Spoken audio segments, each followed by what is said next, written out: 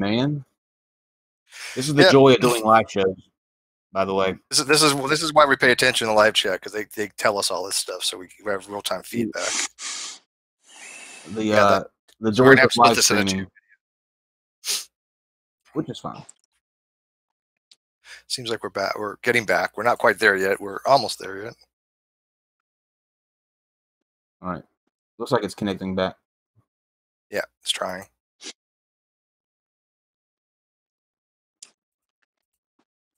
Dang. Maybe we need soul video now. Is it ready?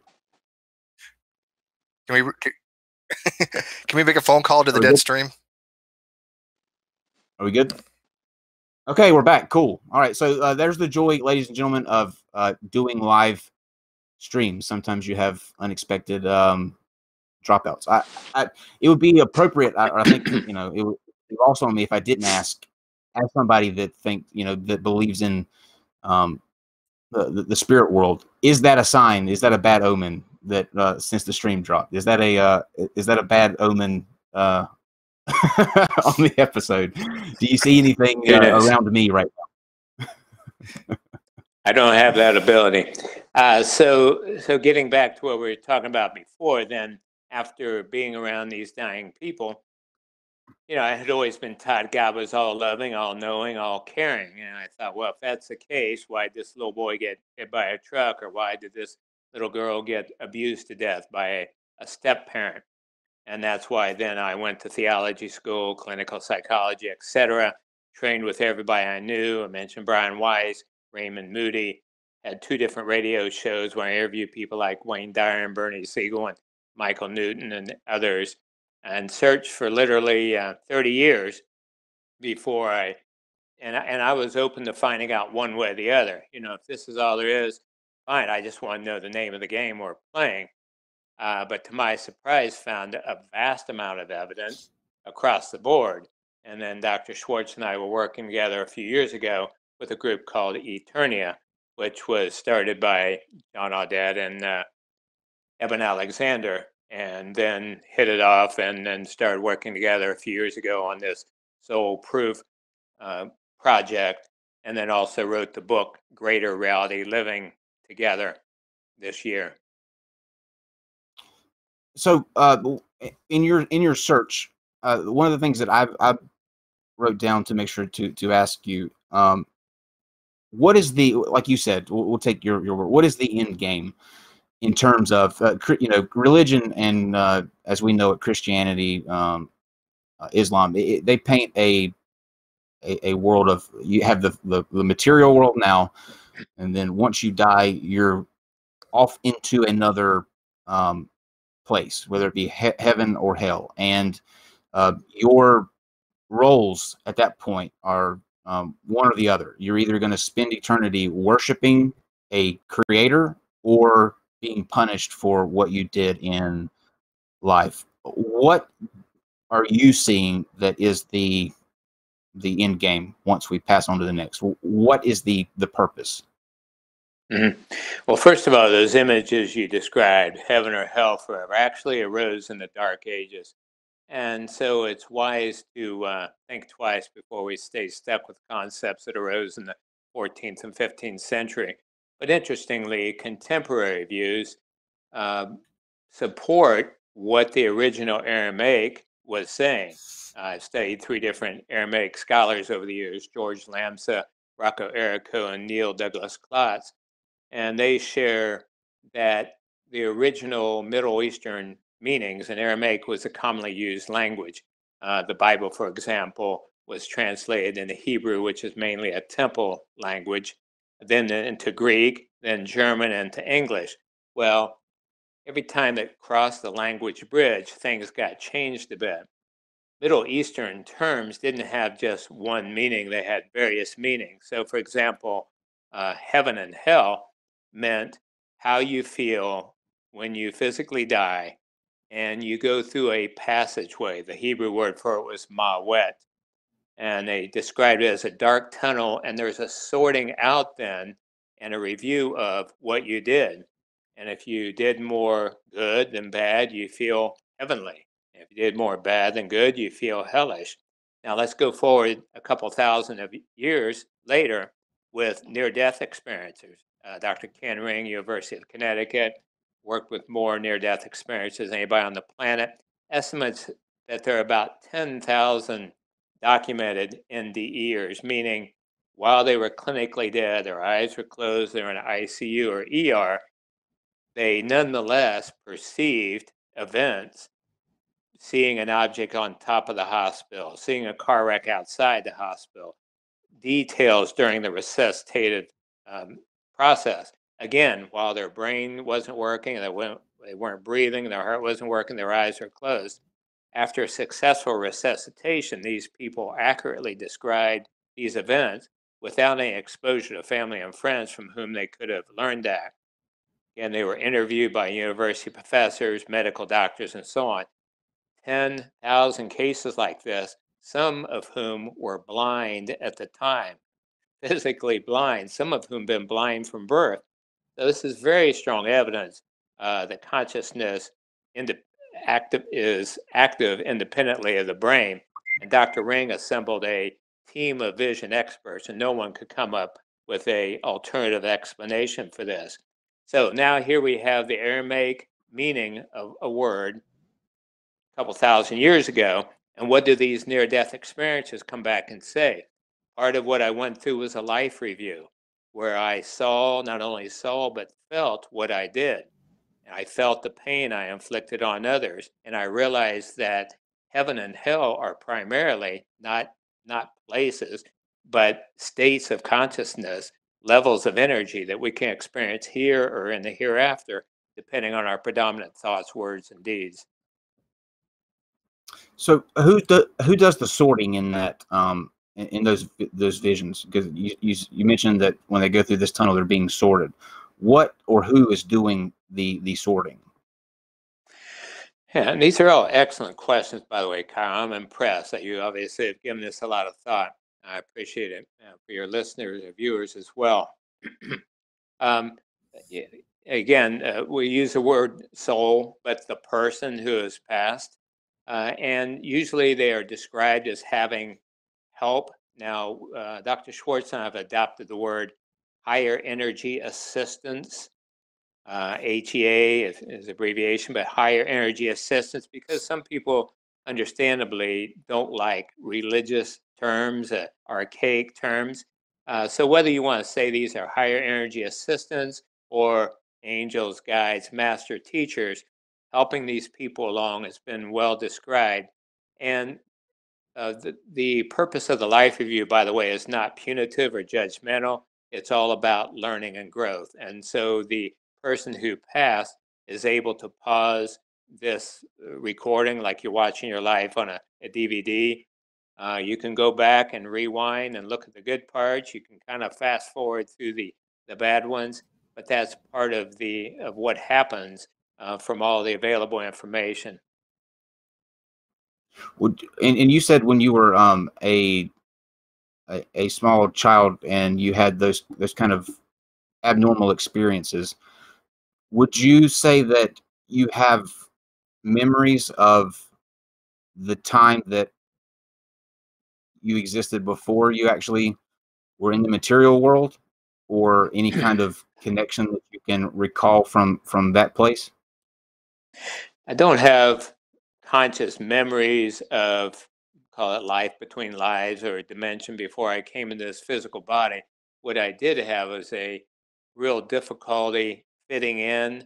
I consciously realized I needed to learn how to be a good earthling, because even as a little kid, I mean, I like football, I like sports, I played all the sports, but I would, watching a big game, I would think, if they took just a tenth of the time, energy, and money they spent for this, move a pigskin down the field to feed poor people, yeah, that sort of consciousness would help heal our world. What little kid thinks about things like that? My mom and dad and brother and sister would be watching sitcoms in the TV room with that canned laughter. It just drove me crazy. So I'd go in a different room and read, or I'd just get down on the floor and start doing stretches And years later, I found out those were yoga postures. So when I read the book Stranger in a Strange Land by Robert Ludlum, I was like, oh, yeah, that's the perfect phrase for me. And, um, and lots of people have this, by the way, people who are more intermediate or advanced souls find out they have to learn how to play the game because they know at varying levels that they are in this world, but they're not solely of this world. So okay, so you are conscious of that.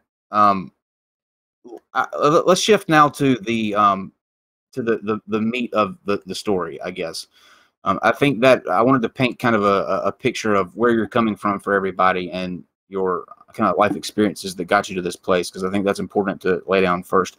But as somebody like myself who is, I would consider myself highly skeptical of the idea of concept.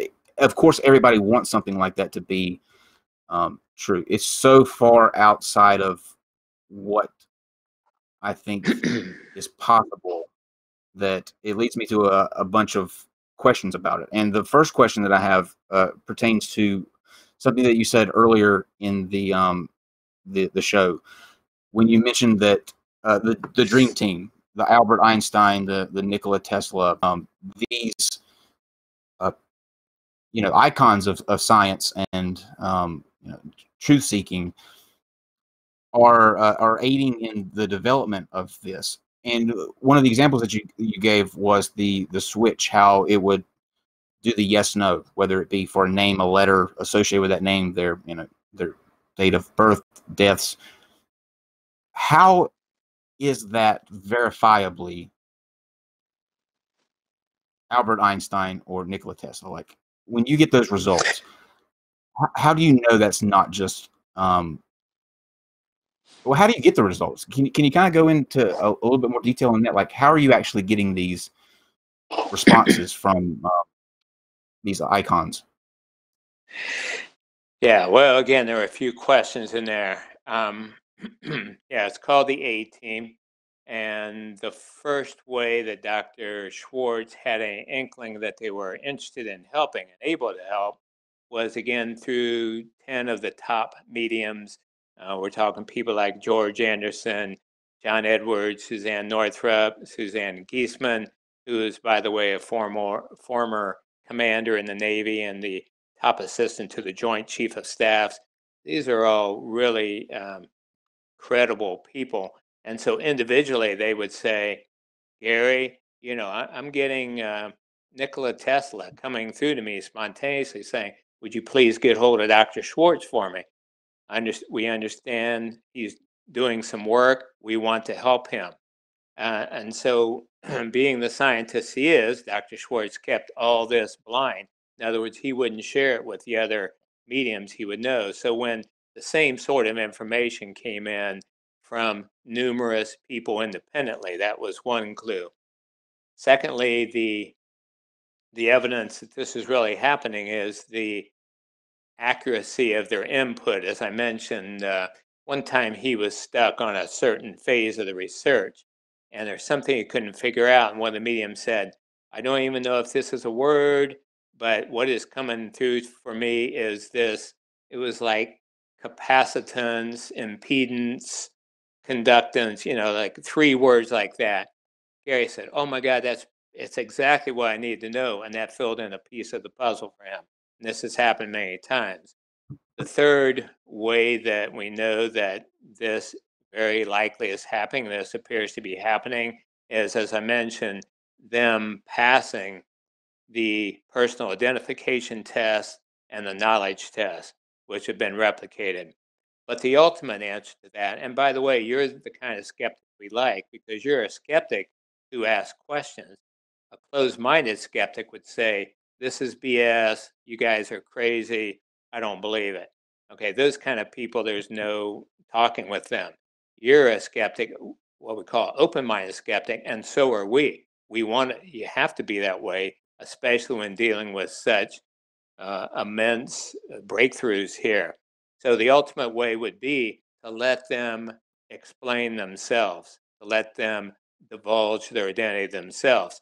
You mentioned earlier that one of the big focuses of this soul phone technology was to allow communication with loved ones who had crossed over. And that's true. But just as large, maybe larger for the impact of our planet, is that these luminaries are willing and able to, once we are able to probably text, to give webinars, to work with teams of scientists, and pass on key information in every area: climate control, healthcare, etc., population control, to help us heal our world. By the way, I should mention that Dr. Schwartz founded the Academy for the Advancement of Post-Materialist Sciences. Um, Last year, they have now over 350 scientists, university professors, and physicians from around the world whose working hypothesis is that consciousness is primary. That is not just a byproduct, a temporary byproduct of the brain. And they expect those numbers to swell to 1,000. So there are numerous neuroscientists and other serious scientists and researchers around the world who um, are open to this possibility. So at this point, we've kind of backed off. I mean, we talk about the A team. Dr. Schwartz's wife, Rhonda, who's one of the research mediums, wrote a book called Love Eternal. She talks about it. We talk about some in the Greater Reality Living book and the websites, soulphone.org and greaterrealityliving.com. But for the most part, we're not going to talk too much about the A team because you're right, it's mind blowing. And ultimately, we cannot 100% prove. We're going to wait till we can let them explain themselves and introduce themselves. Okay, so let's get into the actual pieces of technology that you're bringing, because this is what everybody wants to know about. So there are, from what I gather and what I've kind of looked at, the progression that you're looking at is going to be something from the Soul Switch to the Soul Keyboard, which will enable Soul Text, to the Soul Phone, and then finally arriving at Soul Video. And I guess your ultimate goal is to package all of this in a Soul app, so to speak, so that you can literally do this from a smartphone. Now, walk me through how. Excuse me. Yeah, let me interject. Sure. First of all, what you said is pretty much true, although it may not unfold in that way. In other words, some of the soul video technology has really taken off.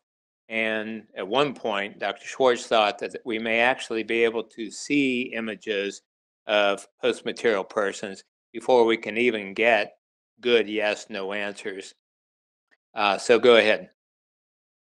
Okay, so we'll start there then, because that's a big claim. What has led you to believe that that would be possible to? And the question's twofold: how would that be possible, and what will you be looking at? Because when someone goes to, like, if I wanted to speak with my deceased grandfather, let's say, would hope to expect to see my grandfather. Will I be seeing him, or will I be seeing something that represents what he is in the afterlife? Yeah, it's a great question, a commonly asked one. So let's deal with the second part first. It's commonly reported when people have near-death experiences come back, and again, keep in mind, some of these are documented, so we have extra evidence that indeed their consciousness existed while they're clinically dead and accurately saw, so that lends more credibility to what they report from, quote, the other side. So let's say you did pass on tonight from some, or nearly die, rather. And your grandfather greeted you. Typically, does he look like your grandfather for eternity? No, for God's sake, who would want to look like a 85-year-old guy or whatever forever? However, he can manifest for a while in that form to reassure you, to comfort you, to allow you to identify who he is. Once you're comfortable with he is much more than his earth suit that you remember, then he can resume form however he likes. In a physical way, it's reported that many people, kind of the set point is when they were 30 years old. That's why people in after death context report as looking healthy, happy around 30. or he may materialize or appear to you as energy, multiple lights, colored lights, or in different ways. So that's So how he would appear. let Go me ahead. ask the obvious question let me address the elephant in the room. What do you say to someone that says this is just a way to put an image on a video screen and claim that it would be my grandfather? Yeah, well, that's why grandfather also be talking and also be able to provide information independently. And again, this can all occur computer automated without any of the experimenters in the building. So there's no question of them impacting it. And all of this will be evaluated by independent scientists, professional skeptics, magicians, and so on, as Dr. Schwartz's research has been, for example, as he described in his book, The Afterlife Experiments. But to get back to your question about the soul video, David Bohm gave some information to Dr. Schwartz through a couple of the mediums. He said, we are visible to the human eye. It's just that we only can be perceived one or two frames out of every 10,000 frames that the eyes process. And so that perhaps explains why a person will feel like they saw somebody out of the corner of their eye. You know, is that my mom or is that my dad? Oh, it must be my imagination. Well, maybe the person really did see for just a moment. So Dr. Schwartz took this information and ran with it. He got a high-speed camera that takes 60,000 frames per minute, put it up against a black screen. And so the control would be you don't ask any quote spirits to stand in front of the camera. And so for 10 minutes, you've got a black screen. Okay, that's your control. Then one of the mediums would ask one of the what they call hypothesized collaborating spirits to stand in front of the camera. Let's say it's Albert Einstein, and move around some because the movement is easier to capture than a still person. Well, then, if the high speed camera takes 10,000 frames per minute, and you take it for 10 minutes, you would expect to have at least 20 or 30 visual images visible to the human eye. Well, then he got a computer specialist from China, a PhD, brilliant woman, and she came up with a proprietary software program to detect anomalous frames. In other words, if you've got 100,000 frames, well, you're going to go through it frame by frame and find one that's different from the others. So this software kicked out then the frames that were different, that had a blurry image, and then those can be put together and be a rudimentary video.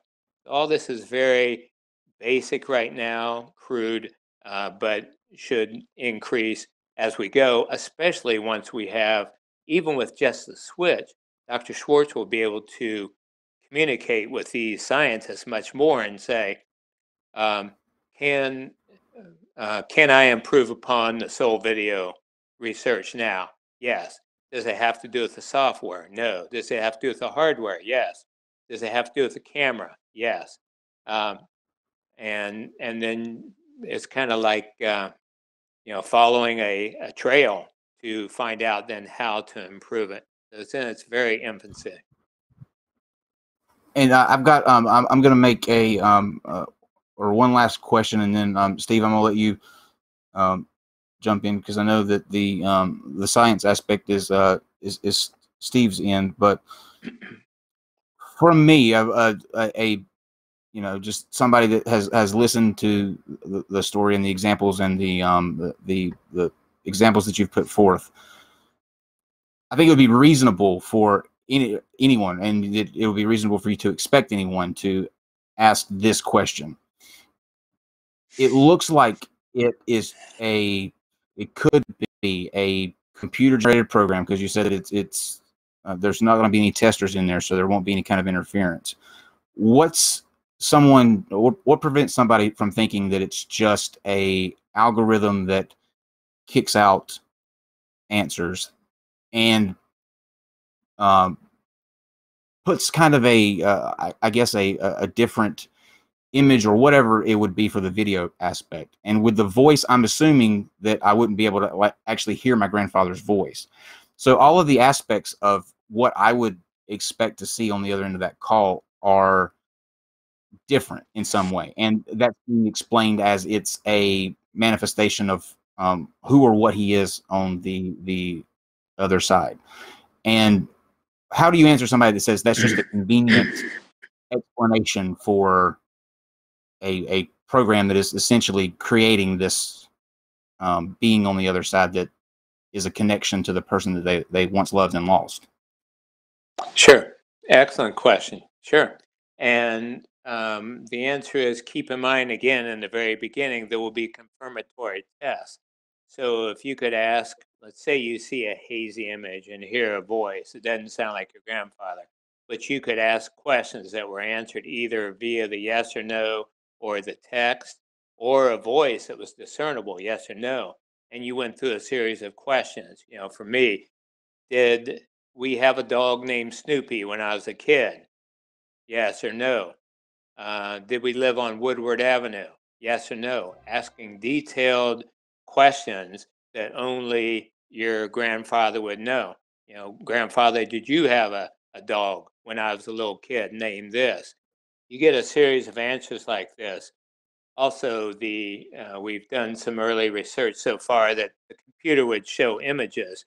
For example, it would show a picture of you when you were a little kid and say, Grandpa, was this me when I was a child? Yes. Then show a picture of a total stranger. Was this me when I was a child? No. Again, a series of images like this. Was this our house? And so on. So after some Do you have point, the data on that? you, Sorry, I didn't interrupt you, but do you have the data on that that people can actually go through and see, like how many instances it's actually, asking these specific questions or identifying these pictures correctly? Like, what are the statistics on that? Yeah, there's just early, keep in mind, this is very early. There's data and it's been replicated, but will it be released? No, we've just started talking to one investor. So this is so early on. And of course, patent is, what's it called, intellectual property, IP, and so on needs to be protected. So none of that will be revealed now, but will be eventually when Dr. Schwartz writes up the scientific papers that are published. Okay, Steve, I'll let you jump in and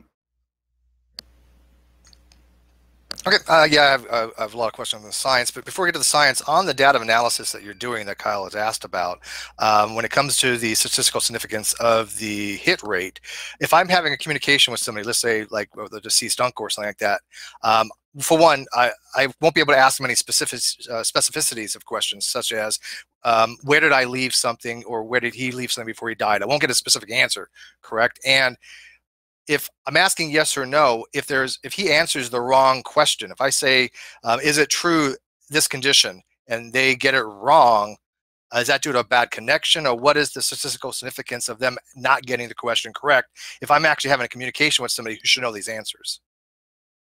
Yeah. Yeah, what Dr. Schwartz wants is 98% reliability and accuracy. But what early technology works that well all the time? And it's a good observation that matters like this, whether it's mediums or this sort of work, are held to a much higher expectation of results than, for example, a superstar baseball player hits 300, hits 3 out of 10 times to the plate. But certainly we would expect, let's say, in the 90% range, which would be, Dr. Schwartz is a big statistics man, but what are the chances that your questions could be answered 9 out of 10 times repeatedly? They're off the charts stat wise. And where is it at right now, according to technology? Where would you say that the consistency rate is above statistical? Where would you say it is compared to what we would get from just random chance? Mm-hmm. It's around 90% so far, the accuracy from these early and that data is not available yet? It's not available for publication or no. review yet? No, my Okay. goodness. And by the way, Okay. that's why really we're not doing any media interviews right now. But Kyle and I have been in touch, and I agreed to do this one. But it's really early to talk about this. Can I ask what you present to your investors now? If they're asking about your statistical review process, the way you're actually doing your methodology, if they want to see that's above norm, and as Kyle very astutely pointed out, how do they know that it's not just an algorithm type thing or just random chance? There has to be a significant value that you're doing your analysis on. So do any of them ask for that methodological approach that you're taking, and that you can reject the null hypothesis on this? Yeah, well, first of all, we haven't approached any investors yet, but one approached us a few weeks ago who owns a tech company. His father passed on, and he was a atheist, this fellow. But after his dad died, thought, well, I'll look at the evidence. He went to a medium and had a very meaningful experience, multiple specific bits of information that no one could have known. And then he started searching, and the soul phone kept popping up. And so that's when he contacted us about his interest. And we'll be meeting with him probably in about 2 weeks, when there will be a demonstratable soul switch device to show. Okay. Let's kind of dive into the science real quick. So you mentioned some things about the energy. Are you saying that, one, we've established dualism as opposed to, well, are you saying that the mind can exist independent of a physical substrate? And if that's the case, what are they using to quantify the consciousness? What units of energy are they using to say this is the amount of energy we can actually use in empirical data or formalization? Yeah, you're beyond me, Steve. You know, I'm a healer, I'm a teacher, I'm a counselor, I'm the spokesperson, but Dr. Schwartz is a big science guy, so I can't answer Okay, that. so Great question. you know, yeah, because on the page under Dr. Schwartz, he talks about frequency of photons spanning electricity and radio waves. This seems to be a lot to deal with a type of electromagnetic radiation.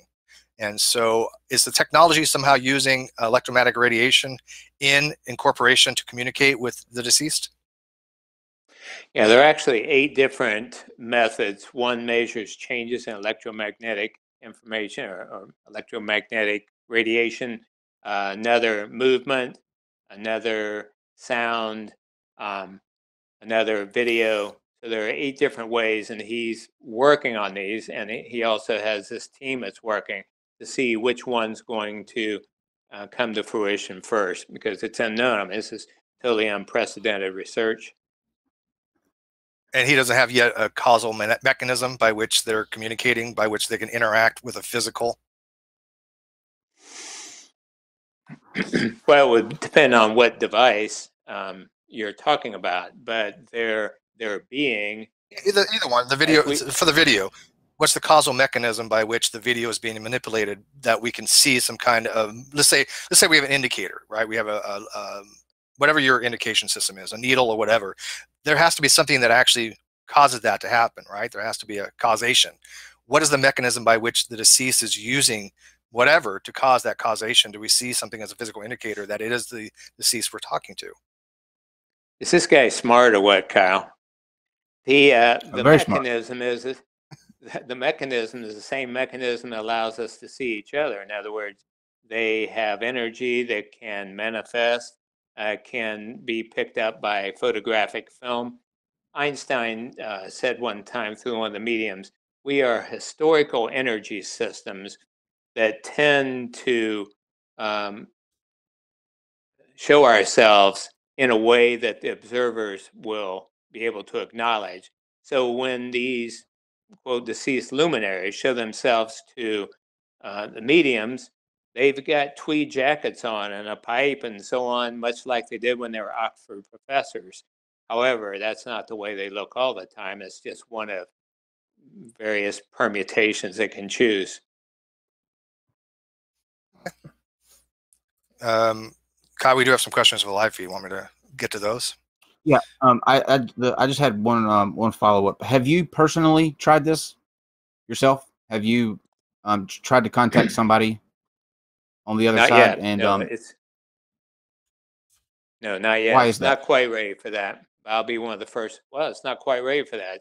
That's why I say you guys have a big scoop here because we're not doing any further media till probably next year because it's just too early to answer a lot of these questions. Here's my concern with that. My concern is the I remember when I lost my grandfather. I thought the world had ended. I mean, I was lost without that. And if I had heard that there was a way, especially right after he had passed, to somehow keep in communication with him, I would have jumped at it. As skeptical as I am, in that mind frame, I'm just that have that desire to, if there's a small chance it could be possible, I would take it. Is it ethical to make the claims without having the mechanisms to produce that and sort of stir that desire within someone or get somebody's hopes up? Like how do you answer that? Like, is that something that is the right thing to do? Well, first of all, we do want to provide hope, but we want it to be hope based on evidence. So again, Dr. Schwartz has been working on these technological devices for 11 years, lots of proof of concept studies, some of which are described on the soulphone.org site. But now these prototypes, stage 1 and stage 2 prototypes. So there's lots of good science behind. We're not offering false hope. And certainly no one will have a chance to uh, experience any of the devices until they're reliably working. I don't Well, know. I'm 65 years old. I've met a lot of people, but I don't know anybody with more integrity and caring than Dr. Schwartz. but you say it's good science. How is it good science if there's no documentation by which you could be actually evaluating this over statistical normal variation of some kind? I mean, to have good science, you have to have a hypothesis. You have to be able to look at that hypothesis, experiment on it, right, and then be able to determine whether you can reject the null of the hypothesis. That's good science. What you have now is a concept. It's not science; it's a concept. Yeah, actually, it's beyond that, Steve. But as I say, it's so early that none of it's being published. Dr. Schwartz wants the university to announce it since this research has been occurring under the university, um, on the university, and with university funds. He wants to write it up before the big announcements. So, no, the science is there, the research is there. All along, Dr. Schwartz has had a team of scientists observe. No one can find any shortcomings with it. So, fellas, it's been a long day for me. We've been at an hour, and I really do need to go. If we can wrap it up, please. Yeah, we have some super chats. And by the way, Gary Schwartz, his wife Rhonda, she was the producer for Gary Edwards crossing over. If I'm not mistaken, correct? John Edwards. No, John Edwards. No, Yeah. she was never. Yeah, Does no, he have she was anything to do with never this project? Well, she was a host. I'm sorry. No, she was not. She was never involved in TV. She was never involved with crossing over with John Edwards. No, she was never a TV producer. Okay, because I read somewhere Steve, that she had been involved with that. But anyways, we'll okay. So here's the Steve, we'll do the super chats in the well. There's some questions for him if he has after time. show. Yeah, because there's he said that he's got to go, so we'll do the super chats in the after show. Yeah, I've been recording all day and seeing patients half the day. So yeah, I thought this was an hour show, and I really do need to go. Yeah, we did go over, and we appreciate you hanging tight with us. You can actually, the super chats. People, what they do is people they pay to do a like a comment and kind of comment on the show questions. We're actually we'll just stay on, Steve, and get those knocked out of the way, and you can just click the browser close. It'll take you right out of the call, and that way you don't have to hang around for us reading that. But we do appreciate you coming by and keep us updated on the progress as it comes along. Yeah, it will be exciting, and we'll all look forward to seeing that. Take care. All right. Yep. Thank you.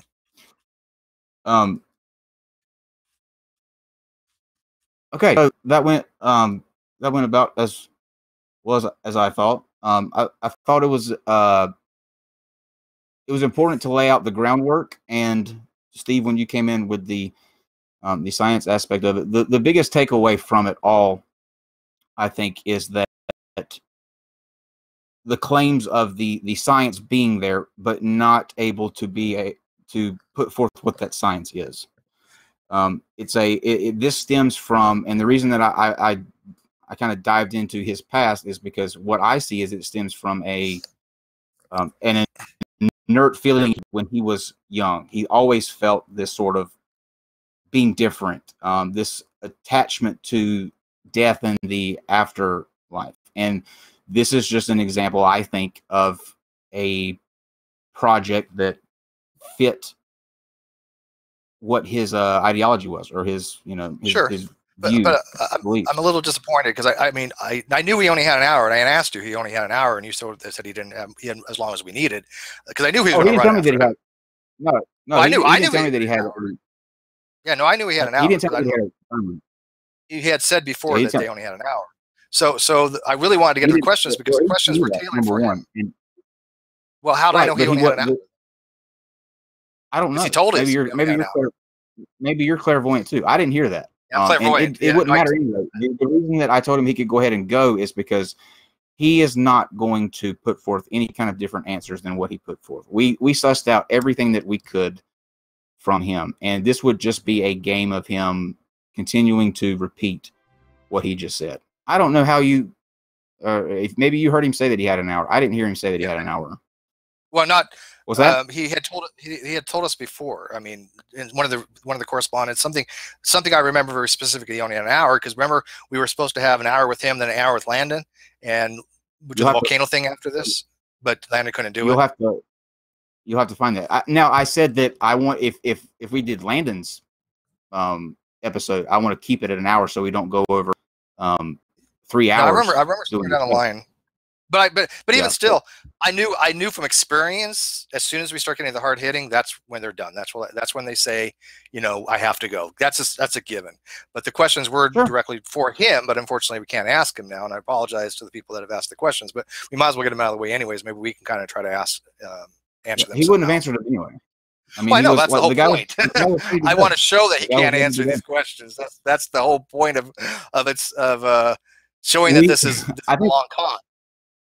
I think we did that during the course of this interview, that he is not able to answer any serious question. It's all Dr. Schwartz, Dr. Schwartz, Dr. Schwartz. Dr. Schwartz has the answers. The guy wasn't going to put forth anything, and he said he was ready to go, so let him go.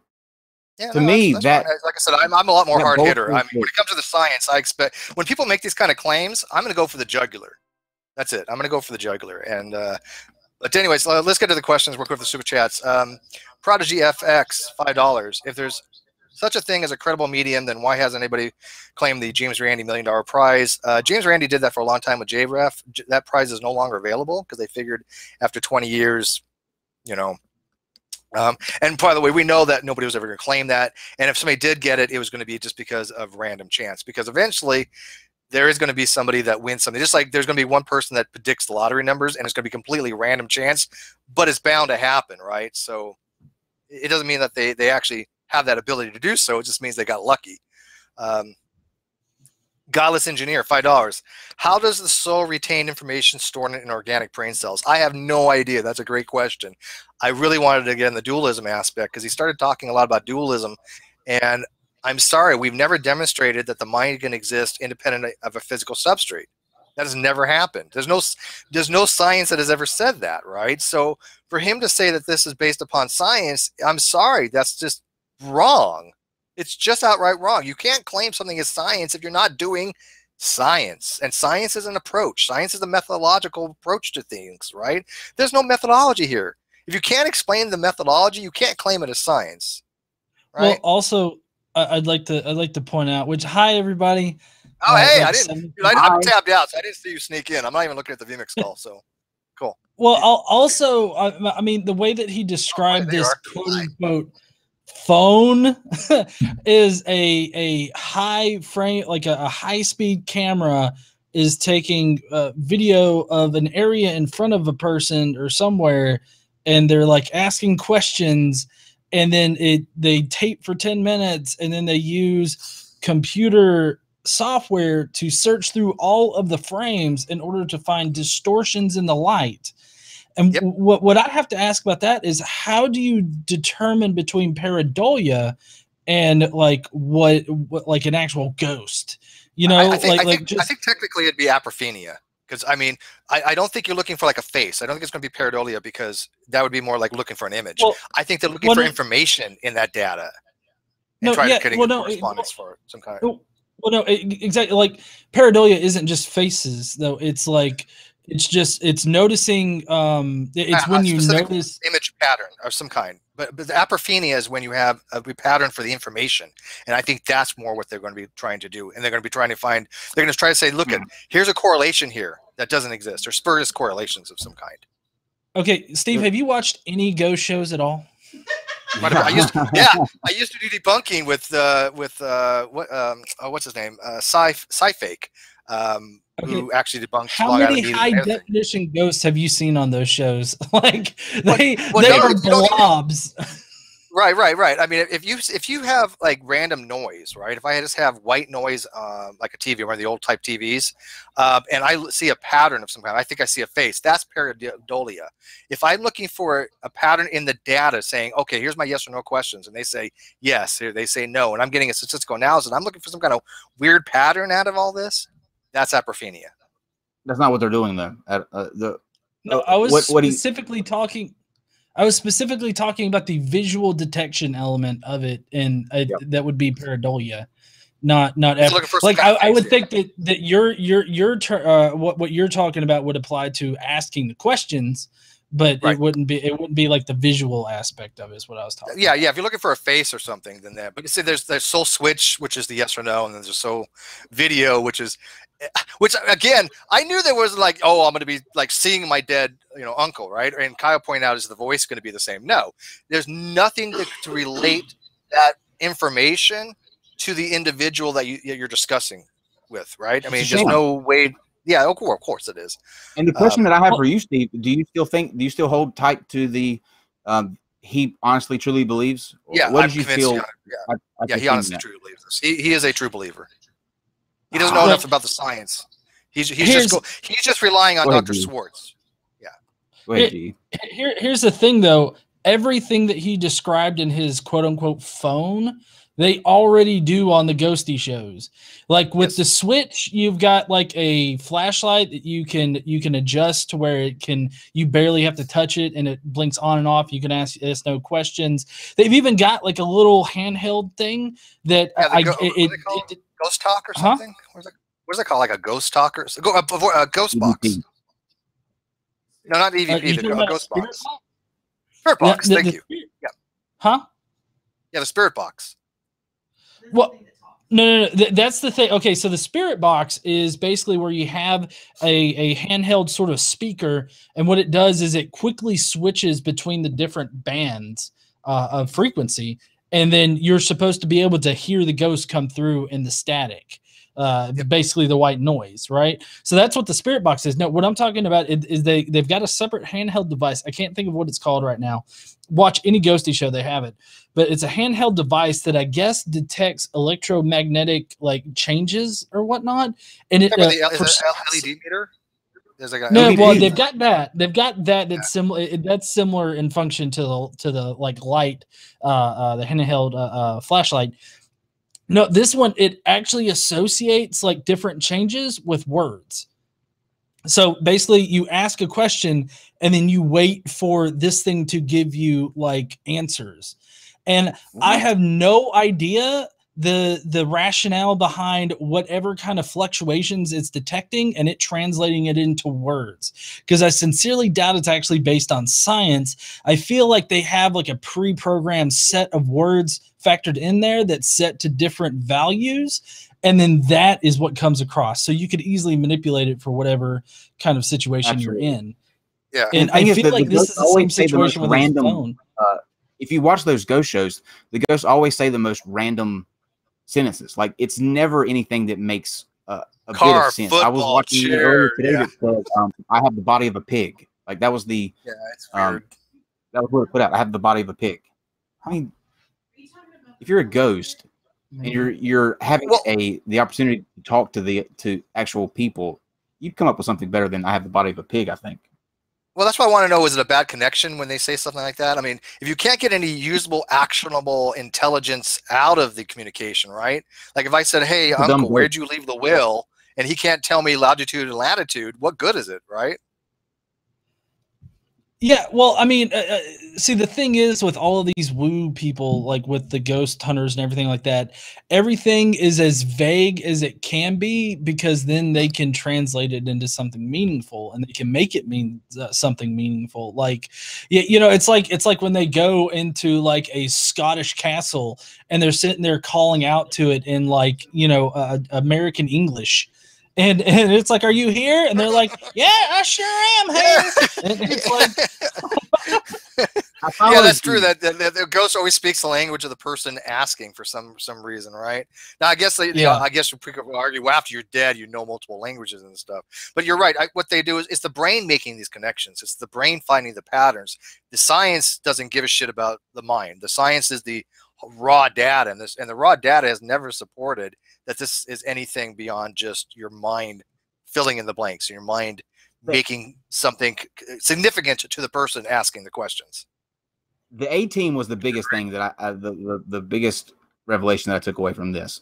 The fact that it's not only them two that are developing cell phone, but it's also Albert Einstein, Nikola Tesla, all of these brilliant minds that have passed on, and the explanation for how they know that it's these guys are that when they run it through the machine, whatever that is that's formulating these responses, it's giving them the right answers to the questions that they're asking. So the obvious question is, who wrote the program that is answering these questions? Because if it's just a machine doing it, obviously the obvious answer is that it's programmed to do that. It's programmed to give you a specific set of data. Yeah, I don't think that's how it is, though. I mean, again, without looking at their protocol, there's no way to know. If they're running an algorithm, then clearly they know that it's completely fraud, right? I mean, there's no ifs, ands, or buts about that. If you're writing a program that's going to try to emulate a computer response, right, and do like a Turing test kind of thing, that's complete fraud. I don't think this guy is like that because I think he's relying upon other people, because you notice he could be deferring, right? So he doesn't have the background in the science to even to address it, but which is weird because he's supposed to have a PhD in, I think, was it clinical psychology or something? Master's in clinical psychology. He's got his doctorate in he's a chiropractor. Okay. Oh, he's a chiropractor. Okay. This explains everything. But even still, you would think he has some kind of I mean, you have to know some kind of statistical methodology to get any kind of medical. Not for chiropractic. Like chiropractic. Well, he has an MD. No, I mean, but he has a master's in psychology. Okay, well, I mean, I got to give him that, but I mean, the whole chiropractic thing. I mean, honestly, once you take out a Black and Decker to massage my feet and cure my cancer, I'm done with talking to you. Well, there's two types of chiropractors. There's ones that promote subluxations, right? And those are the quack. Right. If you go to a chiropractor and they start talking about subluxations, walk out. But if they're going to a chiropractor and they say, okay, we're going to do this, you know, a little manipulation, heat, or electricity to stimulate the muscles, that's all fine and dandy, right? Because any doctor is going to do that kind of stuff. But some chiropractors, they're the old traditional quackery type. They believe that subluxations can cure everything if you fix that, and it's not just complete bullshit. But I've been to a chiropractor, and I got to tell you, for certain types of lower back problems, it helped tremendously. So I just can't say that they're all bad. A vast majority, don't get me wrong, but there is some benefits to a good chiropractor that doesn't get into the old bullshit type stuff. I just cracked my neck. Am I a chiropractor now? Can I start doing chiropractic things? Well, I mean, I want somebody that knows how to adjust the spine if they're going to do manipulations. Move my what? Yeah, no, you can. I mean, there are certain aspects that is legit in chiropractic. And there's a lot that's not legit, but that's the same as any kind of field, I guess. Yeah, just to preface, I think I disagree. I'm on Steve's side about this. I think that the chiropractors that don't try to fluff up and woo up their practice about their back cracking, I think that those are fine as long as few. it's not promoting anything more than what it actually is. Right, right, and they're very, very few. My argument would be is, why call them chiropractors? Why don't they just, you know, they're I don't see anything specific about chiropractor that somebody else couldn't do with you know, just a nominal amount of training, right? Because the basic shit that they do, you know, like for example, like if I put a warming pad on somebody, do I have to have a significant amount of training to understand the difference between how heat and cold affects a muscle? Not really, right? Depends on where you put it, Steve. This is true. Yeah. So or like the needle, okay, you know, so like electrical current theory. So back to the super chats though for the Solga, instead of talking smack about back cracking. You want more super chats? Okay.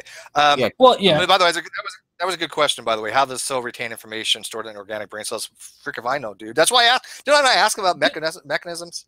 There's no answers there. Yeah, well, I mean, he didn't seem to actually answer any direct questions. I mean, it seemed like it's like he's got to preface everything with like a long explanation and then not answer the question. The data's there, but we can't show it to you. Go ask doctors. It would have, you know, it would have been the same thing. It'd have been a long-winded explanation of something that had nothing to do with the question. I mean, I'm very wary when somebody says the data's there, but we can't show it to you. Okay, because that has. I'm sorry, but gee, how is the data intellectual property? I mean, it is to a degree, but why is it confidential intellectual property? If you're trying to convince somebody that this is real, wouldn't you want to show them the preliminary data results? I mean, it could be the raw data, right? You don't have to explain your entire protocol, but there's no raw data to be had. You just throw out numbers. Well, I mean, I don't know. Like, if they're hoping to like really market the product and everything like that, I could see them being secretive about it because I mean, like pharmaceutical companies and whatnot, they would wait. I would assume that they would wait, like, if they were developing some kind of like new drug that revolutionized something, like they would want to publish, like, get their stuff like patented and everything like that, so that nobody could undercut them and produce stuff and then lose money. Why not? Huh? But that's what they do with the efficacy. I mean, if you want to look at the efficacy of the drug, they can say, hey, here's our preliminary things to show there's a statistical correlation between the drug and what we expect to happen to show that it is causing an effect. That's his data, right? I mean, that's not revealing any the chemical nature of it or anything like that. It's just saying, here's our chart. We gave this many people this drug. It had this much effect. We think there's a reason to say that it works. That's all. Right. That's just raw data. I just say nothing wrong with releasing that. Well, right. What I will say is that like they see that they act like they're a year away from producing anything physical.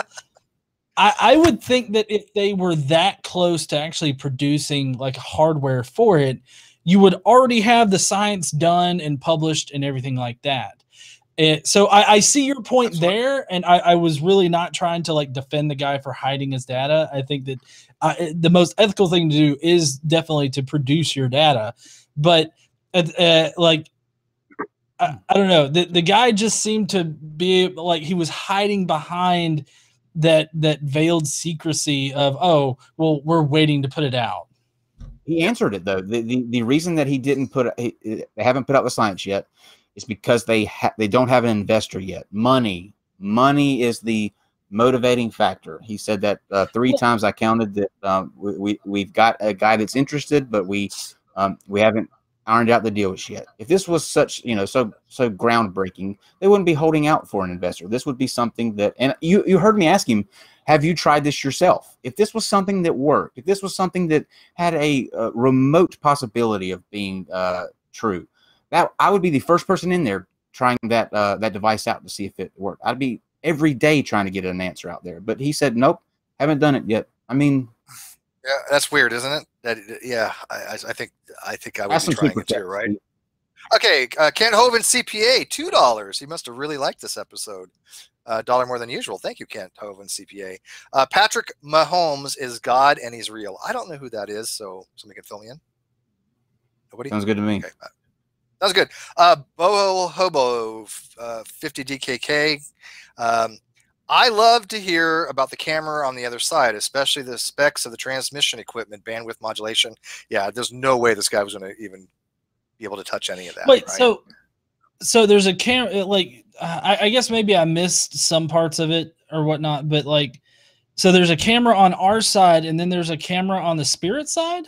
No, you just get a screen. You're going to be in front of a screen, and it's going to put forth some type of image. Now, he said that it could be various forms of imagery. So basically what I'm imagining is it's whatever algorithm they've got going is going to generate some sort of picture. And that's supposed to represent the form that your loved one is choosing to use in order to talk to you. So basically you're at the mercy of a generated thing, a generated voice, generated answers, generated image. It's an algorithm. I'm telling you, that's the kicker to this. It's an algorithm. Yeah, and it very well could be. It's either an algorithm or just random noise that's of some kind, right? Well, didn't he talk about like providing a picture of your loved one that you're trying to contact or something like that?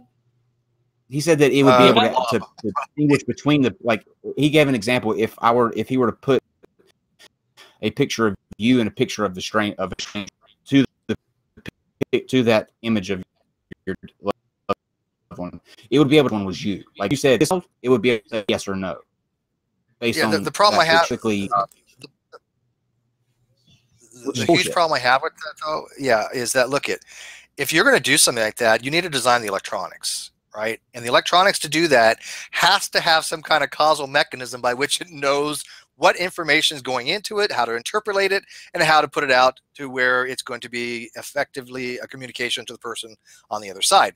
You have to design that electronics. Show me those electronics. Show me the theory behind the electronics. I'll even be happy with. But he has nothing. Well, yeah, you would expect him, like at this point, like if he's trying to gather investors and everything for the phone, you would want to convince the investors. So, I mean, you would want to get your shit like published in peer-reviewed article or journals and whatnot. You would want to have like actual substantial backing behind your claims, but he just doesn't have any of that. Right. So let me ask you, if you were a potential investor and you had listened to that interview we just did, would you want to give you this guy money to invest? Fuck no. Okay, so I'm not going to pay so that he can get a super speed camera, and then whoever the fuck he can get to write a program to dump whatever kind of information out.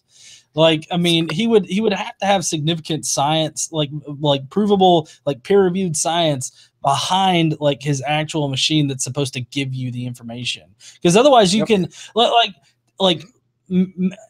taking readings of electromagnetic radiation, which by the way is pretty much any spectrum of light, X-ray, gamma ray, visible light, anything like that would be electromagnetic radiation.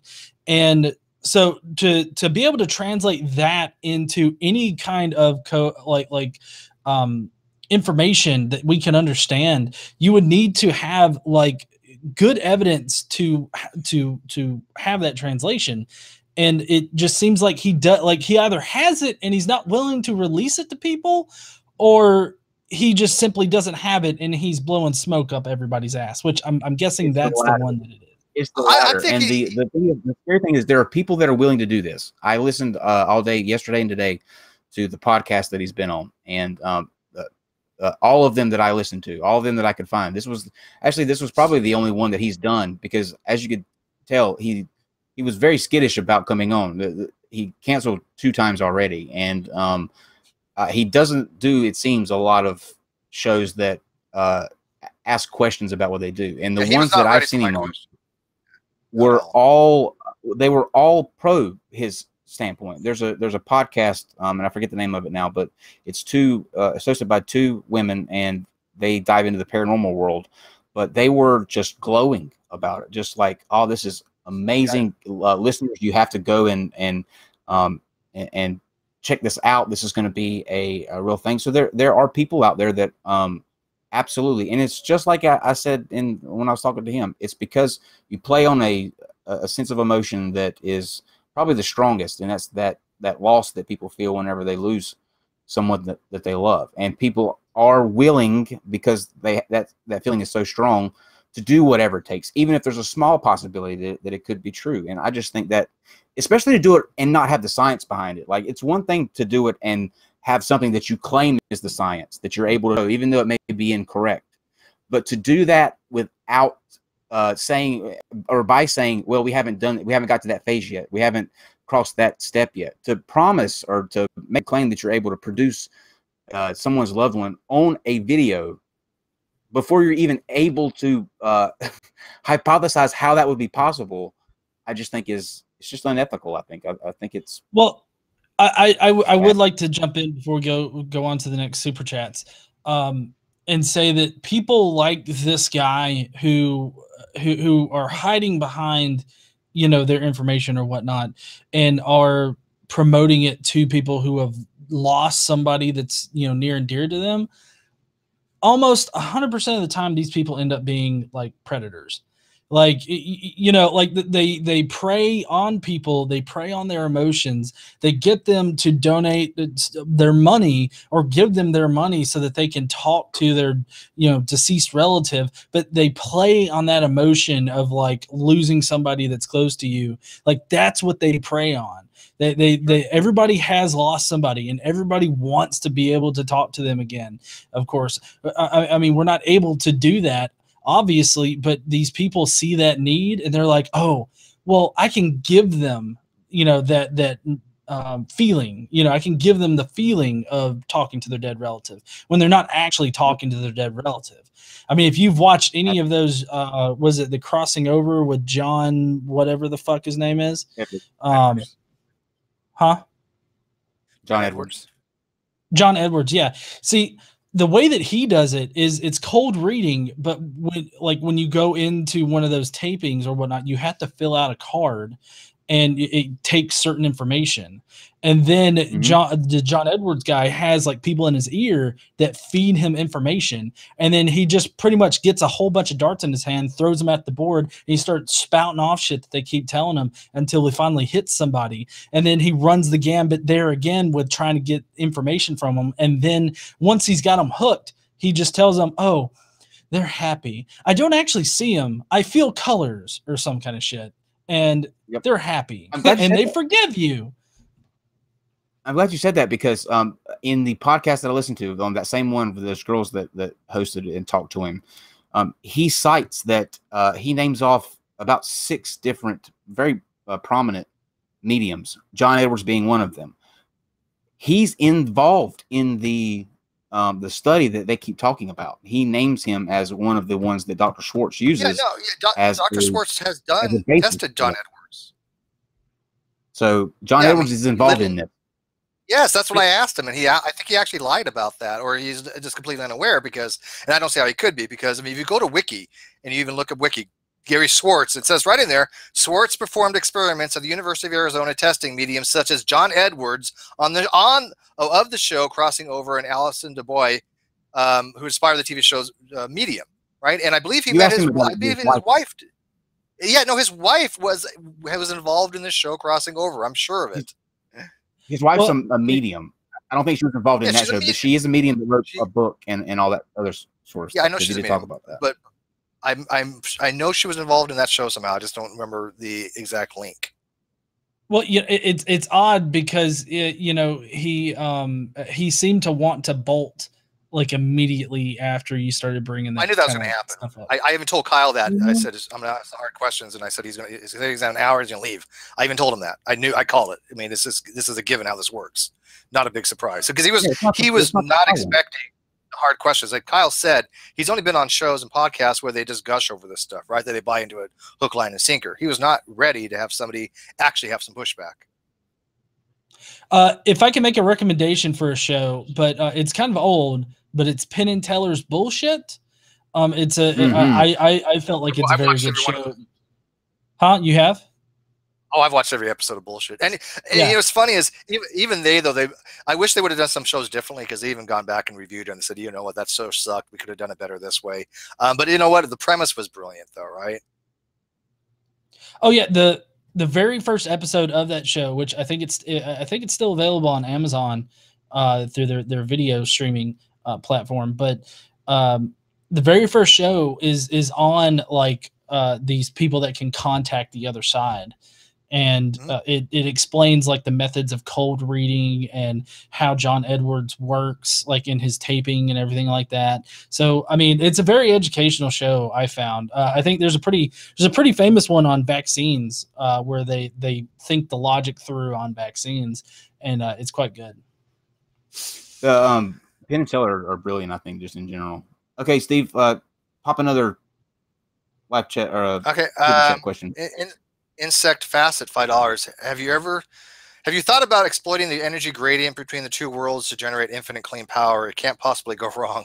That would be you know, well, it's funny, he mentions 0 point something, and I don't remember what he said. 0 point, I don't know, it wasn't 0 point energy, right? Now there is something called 0 point energy, but the problem is it's not usable energy. It's already at ground level, right? To have usable energy, we have to have some kind of potential difference, right? If I have a cliff and I have ground level, I can roll a cliff off and it falls off, I can get energy out of that, right? Potential to kinetic energy. But if you have something that's already at ground level, you can't drop anything further down. So you're already at the lower state of energy level. That's 0 point energy. So yes, there's a ubiquitous field of energy that exists everywhere, but the fact that it's ubiquitous and it permeates everything means it's not usable, right? And a lot of people, they try to exploit that bullshit by saying, well, there's energy all around us. Sure, but it's not usable. Isn't 0 point like energy? What didn't that play like a major role in like Stargate or something? I was just gonna say. Like, I want to say they use it in science Stargate Atlantis, ZPM. The ZPM, yeah. modules. Huh? Yeah, ZPM modules. That's what powered their Stargates and stuff.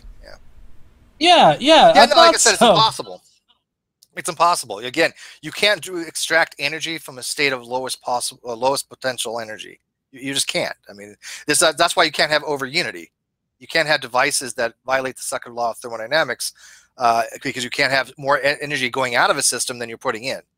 That's actually, it's so much of a known thing that even the patent office won't even look at patents anymore for over unity devices. They're all bullshit. Okay. Caitlin Chloe, $5. How much money is this costing and who's funding it? Great question. I have, who the frick knows? That was the $1 million question. I think. Who's funding? I mean, that literally is the $1 million question. There's one investor. Yeah, one person. Looking at. Yeah. The technical name for that is sucker, though. Athena, goddess of wisdom and warfare, $2. Can he blame us for being skeptical? No, I don't think. I don't think they mind people being skeptical, right? I think, like, again, he's not able to answer the tough questions. That's the giveaway. When you have pushback, that's when they're like, okay, well, this is no longer me just being able to throw out bullshit and have fluff. Now I'm expected to actually back my claims up. They're done at that point. He was correct that I am a open-minded skeptic. That I have the willingness to change my mind if you show me I should. And I think that's most people in general. That's not most people. I was interested in this. I was interested in this show because I was hoping that he would have some kind of like science to back up. I mean, I kind of figured he wouldn't have actual science, but I was hoping at least he'd have some kind of explanation. Something. I think most people, though, as a whole, aren't really open-minded in turn when they get entrenched in what everybody's got a belief that they hold tight to. The one that I'm not gonna let go. But this would probably be mine. Like, I don't think that I could ever be convinced that there is a possibility of a way to communicate with somebody. So when he actually was describing the person, when he said you're not like the skeptic that just this is bullshit, this will never happen. In this case, that's dead on me right now. Like I don't think that's a possibility whatsoever. I grant we all have things like, for example, I don't believe in unity devices. Like, for example, again, anybody I think can be convinced with overwhelming evidence, but it takes overwhelming evidence, right? But most of us, we do have things like you said that we hold to be true and very, very strongly. But I don't think I have any position that, not given enough evidence, that I can't change, that I can think of off the top of my head. Maybe I do, but off the top of my head, I can't. That would just put you an outlier. At what? Really? You think I'm an outlier on that? And I am not a skeptic, live chat. Although that is a good. I don't know if I'm really an outlier, but maybe. I'll give you, okay, I'll give you that. Like, KC again, $2. Get G up in there. Hey, G is up in there. He's deep up in there. Oshkosh, $2. Seems like wishful thinking gone too far. Which is like, did you not hear when I said you don't have science, you have a concept? Because that's exactly what he is. That's all they have. Is a concept. Well, no, there's a concept there. No, I disagree. There's definitely a concept there, but the concept is not a good concept. But it's a concept. Definitely. Also, I'd like to point out how, in order to attract an investor, in order to actually pump money into it, they would at least have to have like a proof of concept model that could be shown off. I mean, no, they don't. But I mean, this is a basic like way that you do things. Like, I know when I was doing some freelance software engineering work, like I was paid a little bit to produce a proof of concept, and then it was up to the customer to either go forward with it or not. And so like that, like either somebody pays you to do it, or you pump your own like money and time into it to produce a proof of concept to convince people. And that's not like, he's going a bass-backwards way of actually producing this thing. You're exactly right. And I love the fact you said proof of concept. Does anybody see any proof of concept here? Because I see zero. Literally zero proof of concept. There is a concept, but there's no proof of it. AC Castillo, $2. As I thought it would yesterday. I predicted. Oh yeah. This very show. Yeah, no, I'm exactly. And I knew he wasn't going to stick around. She's like started asking questions. AC Castillo, $2. Seems a wizard came to explain the science. Thank you very much. What was that comment? He's like, oh, this guy's smart. I'm like, because I'm asking basic questions that most of us who have any kind of scientific background would ask. I mean, gee, was my questions that? Wait. Gee, was my questions? Hang on. Agree. Gee, was my questions? You're breaking up hard, by the way. Gee, was my questions in any way really that technical? They were pretty basic, right?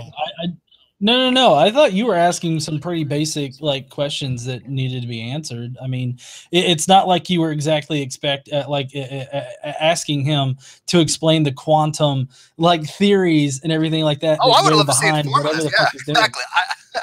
I would have got into doing like actual electromagnetic radiation and explain to me using formulas what's going on here. But obviously he's not gonna be able to do that. Well, I felt like him saying. I felt like him saying electromagnetic radiation was like, I don't know if he knows what that actually is. Like it's to the point. Well, no, I mean, it's to the point where I feel like he just got a whole bunch of science words that seem to apply to whatever he's doing. And then he's just throwing them out there. And he's like, I don't really know the science. It's really this other person that knows the science, but fucking electromagnetic radiation. You're exactly right. Yeah. That's what I want to know. Somebody please explain to me electromagnetic radiation relating to dead people. Where's the connect there? Where's the thing that binds them together? Because I don't see how they're in any way related. We have assumed for some reason in a culture that ghosts and spirits can affect us via a electromagnetic radiation. Explain to me somebody where we made that connection from. Where have we ever discovered a ghost where we know that that's what they do? They made an assumption that they could do that for some weird reason, right? I don't even know what the hell that assumption is predicated upon. Well, but there's no data to support that because we don't know what the hell a ghost would or spirit would communicate with us. Would we? Dave Smith, by the way, put in the live chat. You are now connected to ghost number 2003244444. We're now connecting you to deceased. Yeah, that was good. Yeah, it's kind of frustrating, ain't it?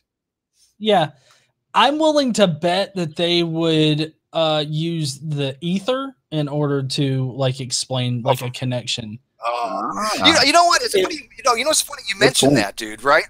But you know what? There are people that want to bring back ether theory, right? They want to bring back this notion that we don't need special relativity. We'll go back to ether, and the reason a lot of them are doing that for exactly that, for some reason in their mind they correlate ether, as in like Michelson Morley, luciferous ether, with ether from ectoplasm, right? And there's no relation between the two whatsoever.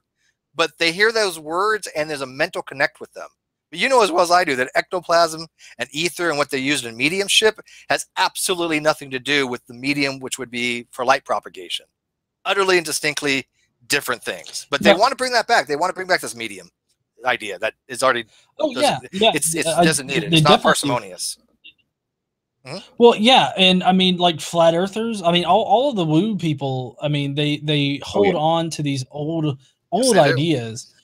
And say, oh no, this is the true fact, because before that it was, you know, or when science disproved it, it was Illuminati controlled, or NASA did it, or everything's fake. You know, for some reason, older shit is more reliable than newer shit, and I don't know why. It's very cyclical. It takes its things in waves. You'll have the flat earth thing will die out eventually, or you know, come to a slower move, and something else will come up and take its place, and then, you know, maybe 100, 200 years later, flat earth will have another uprise. It's all of these types of movements are cyclical based on what's going on in the environment. Why would Tesla be telling us? Why would Tesla be telling us stuff about inductance or capacitance? Like we don't know what the frick those things are. Is that what we're trying to get out of somebody communicating the dead? Hey, look, he told me what capacitive reactance is. Okay. I mean, it just boggles my mind that we're not getting any usable actual information for any of this. And it's never anybody like it would be more believable, I think, if it was somebody like some random guy named Joe, or somebody from history that people got wrong. You know what I mean? Like the fact that you're invoking the brilliant minds that people would be more susceptible to actually believing. You know, what they're doing is they're pulling these characters out to lend some sort of credibility. Like, oh well, I mean, they're not just getting any ghost; they're getting Einstein, they're getting Tesla, that's legitimacy, they're getting Galileo. That's credence. Come on now. Sure. Come on now. AC Castillo, $5. Let's knock out this last one. AC Castillo, $5. SoFone Foundation. Models do not necessarily describe the exact mechanisms that nature actually uses, but models allow us to create testable predictions. Yeah, that depends if you're a scientific instrumentalist or scientific realist. I'm a scientific instrumentalist. But yeah, they do not necessarily describe the exact things in the universe. But as you said, AC Castillo, if the models explain and make testable predictions, that's all I care about. That's good enough for me. They don't have to actually be the actual reality. I reject the notion that we have to have scientific realism to have a theory that works for us. Oh yeah, I totally agree. And they currently right now it seems like they don't have any of that. Like there's so many moving parts that they have to be able to explain, and the fact that they're hiding it behind, oh, we're waiting for investors, is not looking good for the soul phone. I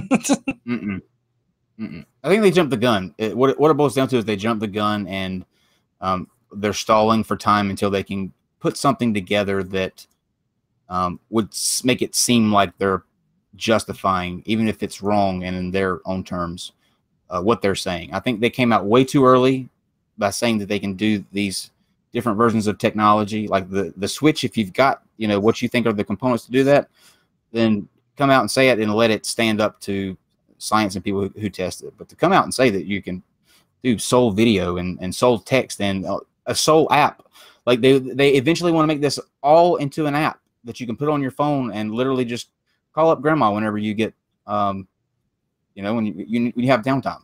Soul app. Can you just imagine though? 3 a.m. middle of the night, you know, because 3 a.m. is when ghosty shit happens. You get a call from your grandmother, and it's like, "Hello, dear. I just wanted to say hi. How are you doing?" The lines are only open at 3 a.m. I don't know why. No. It would be more like, John, stop touching yourself, John. John, stop touching yourself in the middle of the night. Would there be like Grandma, that is you. Would there be like that presidential alert we had today, Would it be like a hotline from God or the devil? You know, this is Shale 5000, please. It's funny. Well, you know, I just want to know the dial and what conversations you could overhear two ghosts having, you know. And how would, and again, again, not to get into some kind of spiritual thing, but hypothetically, how do these guys know they're not talking to demons, right? And of course, I don't believe that, but you have to still, you know, tell people. I mean, because people have these preconceived notions. How you can convince somebody, hey, you know, this is your actual relative. This is not a demon impersonating them, right? Because you hear that all the time, that demons impersonate people, and that's who you're talking to. You're not talking to the dead. You're talking to people. What's that? They can pick you up in a lineup. Obviously, they know which baby picture is you. Demons wouldn't know that, obviously. Okay, I just had the best idea. Outside space time. He said all this was outside space time in a way, whatever that meant. Okay, best idea in the world. A Fox show, detective show called Soul Phone, and it's a cop who's got a cell phone. He solves crimes by calling dead people. Oh, I mean, dude, you know, I think they have something like that. Speaking Dead, yeah. Actually, there was a show that used a ghost to help the detective solve mysteries. That's a show. Hold on. Well, there was one with Love Hewitt, I think, in it. I can't remember what it's called. It's been a while. She was a medium. She could see ghosts, and it helped her do shit. Ghost Whisperer? Was it Ghost Whisperer? Ghost Whisperer. No, maybe. No. I think so. Maybe. Yeah, that was with. Oh my God, what is her name? Jennifer Love Hewitt. Yeah. Yeah. Let's see. Oh man, there's like this. There's so many ghost shows, guys. Yeah.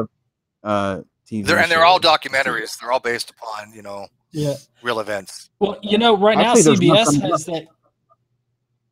Right now, CBS has that God Friended Me show. Is that any good? I mean, it actually looked kind of good. Because I mean, I like some of the shows. I mean, I love the one with John Ritter's son, and they canceled that. Kevin Saves the World, probably, or possibly. That was a great show, and they canceled it. He was a hell of an actor. Was it on Fox? Because they do a lot of canceling. Shit, I don't know. All the good shows. Fox is ridiculous for canceling the best shows. You know, Firefly still is the greatest mistake in history. That's the answer to everything. Murder, She Wrote, Randy Griffith. It was one of those two. Wait, Murder, She Wrote, or Andy Griffith? Yeah, I'm pretty sure it's one of those two. When you don't know the answer to a TV question, you go with one of those two. You're good at 9 times out of 10. 100%. I don't think Andy Griffith. Okay, so fantastic. Well, that was great. Even though he had an abrupt exit, it went exactly how I thought it would. Surprise nobody. Exactly, and it was important to show that he could not give any kind of answers that made sense, any kind of anything but anecdotes in his viewpoints.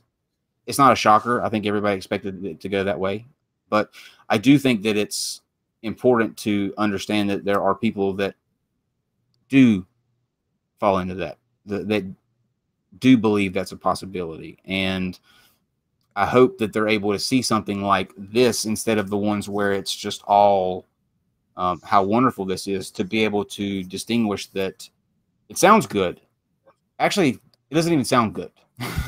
in the higher scheme of things, it sounds good, but there's nothing to back it up concretely. And so really what you're just left with are your hopes and desires that this is going to be a thing. But that's all the evidence you're going to have on it.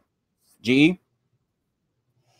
I think that this guy came in and he didn't have any kind of information. All he had was, I guess, hypotheses, if you could call them that. I don't know if he had that. I think that's stretching it.